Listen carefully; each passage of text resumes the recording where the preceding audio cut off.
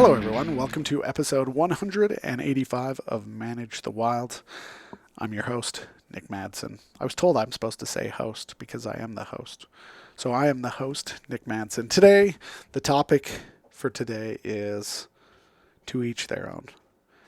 And I want to highlight that we're going to talk about two different ranches, and the ranches are both private hunting units in the state of Utah, CWMUs, and there's two different philosophies. I'm not saying one is better than the other. I'm just saying I like one a little better than the other.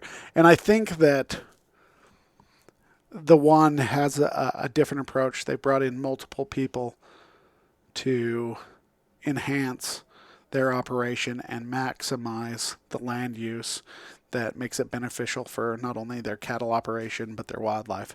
Where the other one is more focused on cattle and they would actually like to do away with wildlife, which is interesting. Teach their own. So the one ranch that I've been on and I've talked to them, they have this, I guess, holistic approach where they look at everything on their property and find ways to not only financially benefit from it, but also help the land so they're not stressing the land, stressing the cattle, stressing the wildlife. And they have a multitude of wildlife. They are a very large ranch with different things. They are a fairly large cattle ranch, and they have a different approach than most of the ranches that I've seen around here. They come in and they create multiple pastures, and those pastures are, when they're grazed, they're very high intensity, meaning they bring in a bunch of cattle, put them on a small piece of land, and they graze them, and they graze off 80, 85, 90% of the cover. But then what's interesting is they immediately move them off, and they don't come back to that area for over 4 years. And so they are able to move their cattle around to a lower area country that's got a lot of sagebrush, but also up into the aspens, the pines, and they are just moving them everywhere. In certain areas that they're worried about some growth coming in that's maybe invasive, they'll bring in even sheep into this area, especially when it's too steep for the cattle to get in. And so they are more of what I would call a holistic approach. They're moving these animals. But then when it comes to wildlife, they love their wildlife. They have set up this unit in such a way that they can maximize the amount of animals on there. They are very tolerant of the animals, and they are very well financially compensated for that. Now, I was just reading Sand County Almanac, and Aldo Leopold talked about a stewardship over the land we should not be doing for economic benefit. We should be doing it for the moral reasons. They should exist because we should let them be on our land because they were here on the land before. And just talking about being a good steward, I hate to say it, but I think that day and age of just doing it for moral reasons, if it was ever done, is now gone and probably never coming back. A lot of people, me included, we don't want to do anything unless we're financially compensated. And so the economic benefits of wildlife being on their ranch have been very beneficial to them, allowed them to work with a whole host of different partnerships that has been very financially beneficial for them. I'm okay with that. Anything that's going to promote wildlife and the opportunity to see wildlife and wildlife to be here, I'm going to promote it. Now, there are things out there or organizations out there that are trying to do away with sportsmen's rights, and I think they have a point of view that's different from mine, but if we could all work together, there is going to be a greater benefit for wildlife. Now, I don't know what it's like looking forward, working with organizations that are actively working against sportsmen, but I would rather have them fighting over wildlife now than fighting about the fact that we didn't do anything for wildlife later on. I guess that's kind of my take on the view. And so these guys are really good to work with. They allow a bunch of studies to be done on their property. They constantly working with biologists. They have their own biologist, and it's just an awesome operation.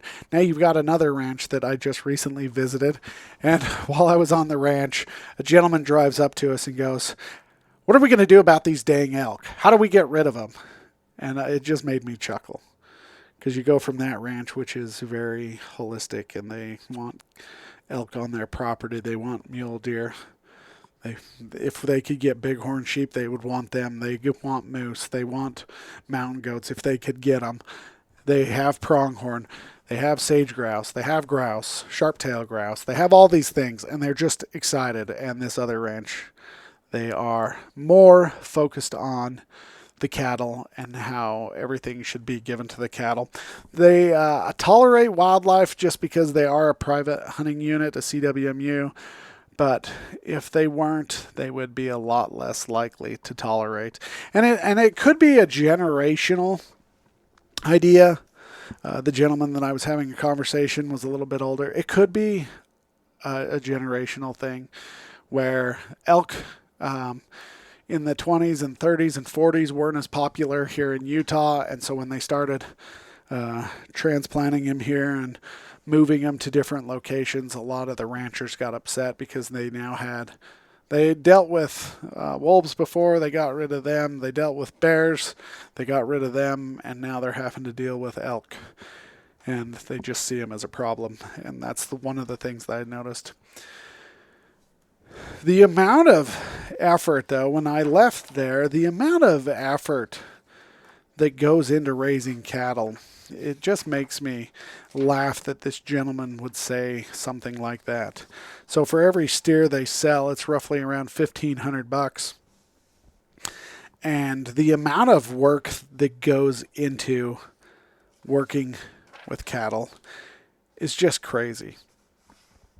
So there are a lot of issues. You've got to make sure that you've got enough range for your cattle, so you've got to pay for that. You've got to pay for the man hours to move the cattle. You've got to have the equipment to do them.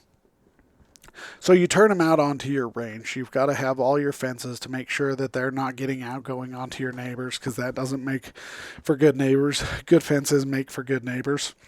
So you've got to have the man hours going that. And then you've got cattle that constantly want to move out of areas and don't want to stay. So you got your problematic cattle that you've got to continue to push back into your range, your area that you're trying to graze off. You've got all the hay equipment and all the different man hours for all the different things, both summer and winter, go into these cattle. And the end of it, you're getting $1,500 for that, all of the amount of effort that you put in for it.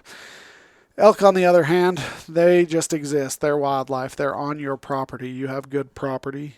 You have good stands of aspen. You have good stands of pines, those deep, thick Douglas firs, and you've got a bunch of junipers, and you've just got a good amount of water, and you've got high amounts of grasses and forbs. And the elk just live there. They survive. Now, ultimately, they are cutting down on the amount of AMUs, animal monthly units, I think, AMUs. And you're cutting down on the amount that you can bring on the range. And that is where the issue comes with this guy. He wants to bring in as many cattle as possible so he can make as much money as possible. But he doesn't look at the elk as a way to be financially beneficial. And he looks at wildlife as non-beneficial, so much so that I noticed something, and then the biologist pointed out to me when I was with him that they have sprayed so much of their ground, they are killing off all the shrubs, all the sagebrush, the bitterbrush, the snowberry, all those different things. Their whole goal is to wipe it out and turn it into a massive grassy area for their cattle so they can bring more cattle in. And so they are less of a holistic, they want, I guess, like a monoculture where they can, whatever the cows are going to eat, that's whatever their cattle are going to eat. That's exactly what they want. They don't want anything more because they don't want anything else on their property. What's interesting is the more they promote the grasses, the more they bring in the elk. because they basically eat the exact same thing. The one problem that makes me sad when I see the amount of spraying they've done and the weeds that they have killed is they're going away from that holistic approach of working with wildlife to now working against. This is an area that struggles greatly with the mule deer.